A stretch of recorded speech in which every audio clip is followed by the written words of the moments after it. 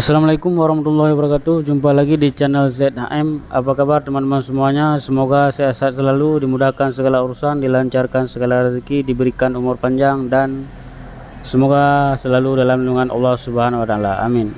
Oke teman-teman semuanya, di video ini saya ingin membahas kembali tentang kendala jok Vario 160cc yang tidak mau terkunci. Berhubung banyak dari teman-teman dan kawan-kawan kita yang nanya kenapa jok Vario 160cc sekarang banyak terjadi kendala tidak mau tertutup joknya ataupun loss, sedangkan sebaliknya untuk Vario 150 sebelumnya aman-aman saja dan tidak mempunyai kendala apapun di bagian joknya. Jadi di video ini saya ingin menjawab pertanyaan dari teman-teman, semoga bisa bermanfaat ya. Jadi selama ini saya sudah melihat, menganalisa dan menyimpulkan yang bahwa ada beberapa hal yang kita lakukan sehingga jok Vario 160 terjadi loss alias tidak bisa terkunci. Jadi intinya kalau kita sudah tahu di mana letak kendalanya, nanti kita bisa menghindari hal-hal tersebut. Dan ada beberapa hal yang harus kita perhatikan ketika kita menutup jok Vario 160, dan kemudian kita bandingkan juga nanti dengan jok Vario sekarang dengan jok Vario 150 sebelumnya, kenapa terjadi seperti ini, dimana perbedaannya, nanti kita akan bahas di sini. Oke teman-teman, yuk kita simak video ini sampai habis supaya lebih jelas dan tidak saling salah paham. Oke teman-teman, sebelum kita lanjut lebih jauh ke bagian inti permasalahannya, pertama-tama kita harus mengenal dulu komponen yang berperan penting dalam proses penguncian jok. Ini merupakan handle atau gagang jok yang terletak di bagian bawah jok belakang, yang berfungsi sebagai komponen penahan jok ketika terkunci. Yang ini adalah pengait terletak di rangka motor bagian belakang yang berfungsi sebagai pengait atau mengikat gagang jok. Dan ini adalah lubang pembatas yang berfungsi sebagai tempat masuknya gagang jok. Ini merupakan pandangan dari arah belakang motor. Untuk lebih jelas lagi kita buka covernya. Coba kita lihat posisi setelah cover dibuka. Ini merupakan pandangan dari arah depan motor. Di sini terlihat lebih jelas pengait gagang jok dan lubang pembatas masuknya gagang jok. Dan juga terdapat pembatas komponen pengait saat posisi pengait sedang terkunci. Dan di sini juga terdapat satu buah per yang berfungsi untuk menarik kembali atau membuka kembali pengait gagang jok ketika kita tekan tombol pembuka jok seperti pada video ini. Coba kita lihat, ini dia ketika kita tekan tombol seat, yaitu tombol pembuka jok, maka pengaitnya otomatis akan terbuka sendiri. Inilah fungsi pernya.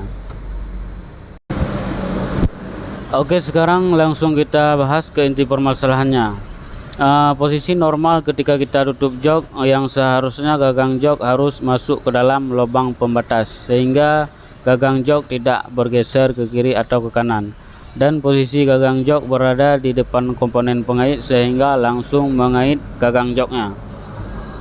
Tetapi yang sering terjadi di lapangan justru sebaliknya, yaitu gagang jok sering masuk di luar lubang pembatas dan juga masuk di belakang pengait. Ketika kita paksa dengan menekan jok yang kuat, maka gagang joknya akan mendorong cover ke samping dan mendorong pengait berubah posisi menjadi posisi terkunci, tetapi tidak bisa mengunci atau mengait gagang jok karena gagang jok masuk ke posisi yang salah, yaitu di belakang pengait. Maka step yang pertama ini terjadilah gagal mengunci jok, tapi belum terjadi loss.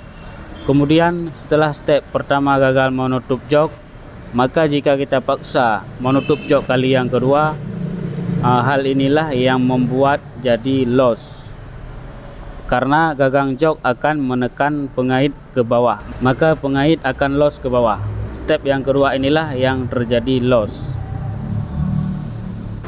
Untuk lebih jelas lagi, sekarang kita buka covernya biar terlihat lebih jelas. Ini dia, ini posisi setelah kita buka cover di sini jelas terlihat ada lubang pembatas dan juga ada pengait.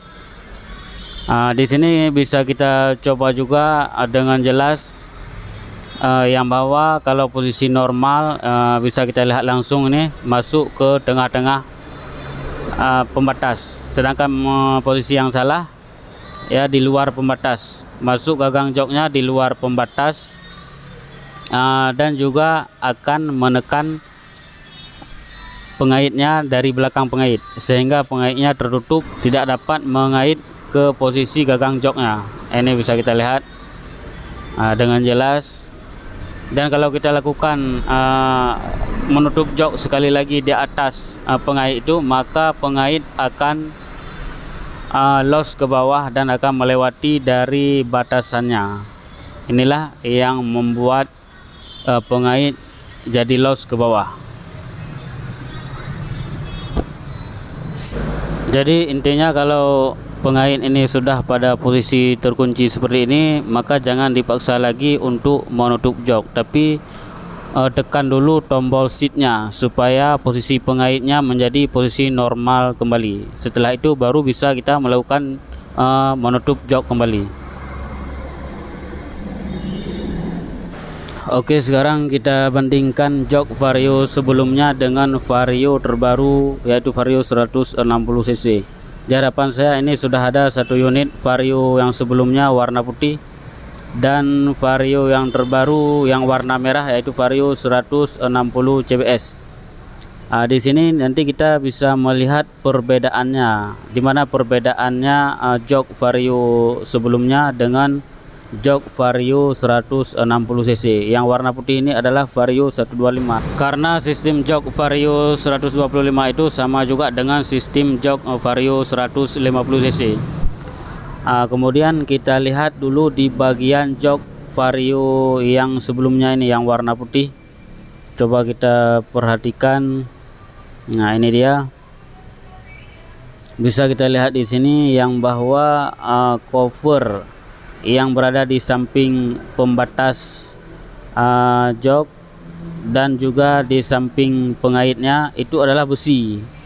Jadi kalau kita paksakan gagang jok untuk masuk ke pinggir atau di samping pengait, itu covernya tidak akan tergeser karena besi. Kemudian walaupun kita paksa, gagang joknya tidak akan masuk dari belakang pengait. Dia tetap masuk ke depan pengait atau ke lubang yang betul, lubang yang telah disediakan, karena cover yang penutupnya di samping itu adalah besi. Jadi walaupun kita paksa, covernya tidak akan bergeser, tapi gagang joknya yang bergeser ke dalam. Coba kita bandingkan dengan Vario 160. Ini dia. Cover yang ada di samping pengait itu adalah cover sejenis ABS atau karet. Jadi kalau gagang jok masuk ke sampingnya atau di belakang pengait, maka covernya akan tergeser. Dengan mudah gagang joknya akan menekan ke bawah dan masuk dari belakang pengait, sehingga tidak bisa mengait atau mengikat gagang joknya seperti kita lihat ini. Berarti disinilah perbedaan antara jok Vario 160 yang sekarang dengan jok Vario 150 atau 125 yang sebelumnya. Disinilah yang terjadi kendala. Kemudian sedangkan di bagian joknya ada juga yang berkomentar itu joknya yang goyang. Sedangkan untuk jok yang goyang untuk Vario sebelumnya 125 dan 150 itu juga goyang. Itu memang setelannya seperti itu. Untuk Vario 150, 160, 125 sama juga itu goyang, karena setelan goyang bisa digoyang-goyang itu tidak kaku, karena untuk ketika perbedaan suhu panas, suhu dingin, ini kan sejenis joknya sejenis ABS, sejenis plastik bukan besi. Dia ada titik muai tersendiri ketika perbedaan suhu tertentu.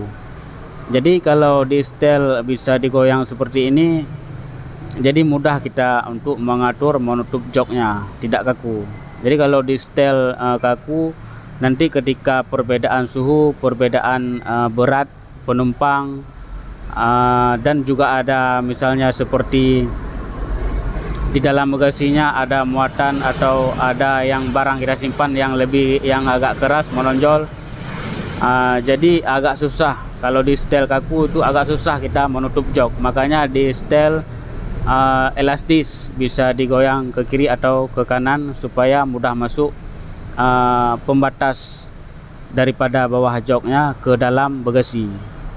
Jadi menurut saya permasalahannya bukan karena joknya yang goyang, tapi yang di belakang ini yang menurut saya yang kurang sempurna dari cover yang ada di samping pengait. Itu karena cover ABS atau sini karet bisa bergeser sehingga gagang joknya mudah masuk antara samping cover dengan belakang pengait. Kira-kira inilah permasalahannya.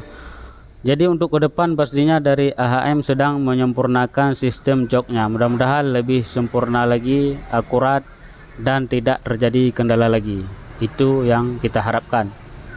Kalau menurut saya mungkin di sini lebih cocok kita tambah sedikit besi penutup untuk menutup celah antara cover dengan belakang pengait supaya gagang joknya tidak masuk lagi ke ruang celah tersebut, ataupun covernya ini yang ditambah ke kanan lagi sedikit lagi supaya celah yang ada di belakang pengait tertutup dengan cover sehingga gagang jok bisa langsung masuk ke lubang yang benar.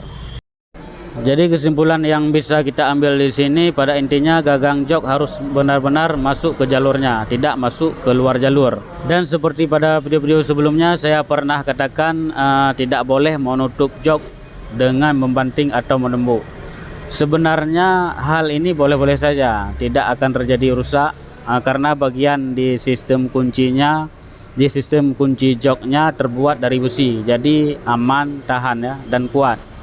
Asalkan yang penting posisi gagang joknya benar-benar masuk ke jalur yang telah tersedia. Jadi kenapa di video sebelumnya pernah saya katakan tidak boleh menutup jok dengan membanting, karena kalau kita menutup jok dengan membanting pada umumnya 90% gagang joknya tidak pas masuk ke jalur yang benar karena kurang terkontrol. Inilah yang membuat sering terjadi loss karena gagang joknya tidak masuk ke jalur yang telah disediakan. Oke, terima kasih teman-teman yang sudah menonton, semoga bisa bermanfaat buat teman-teman dan juga buat yang lagi membutuhkan solusinya. Boleh dibagikan, dinonton, jangan lupa di like dan subscribe. Jadi saya mohon dukungan dari teman-teman, update terus channel saya untuk perkembangan selanjutnya, karena saya akan mengupdate terus tentang perkembangan, perubahan, perbaikan, penyempurnaan sistem kunci jok Vario 160 cc selanjutnya. Mohon maaf atas segala kekurangan, salah-salah kata. Semoga teman-teman bisa memahami isi video ini dengan baik. Jika ada teman-teman yang tidak bisa memahami video ini, boleh di komentar di bawah, kasih pertanyaan, nanti saya akan jawab.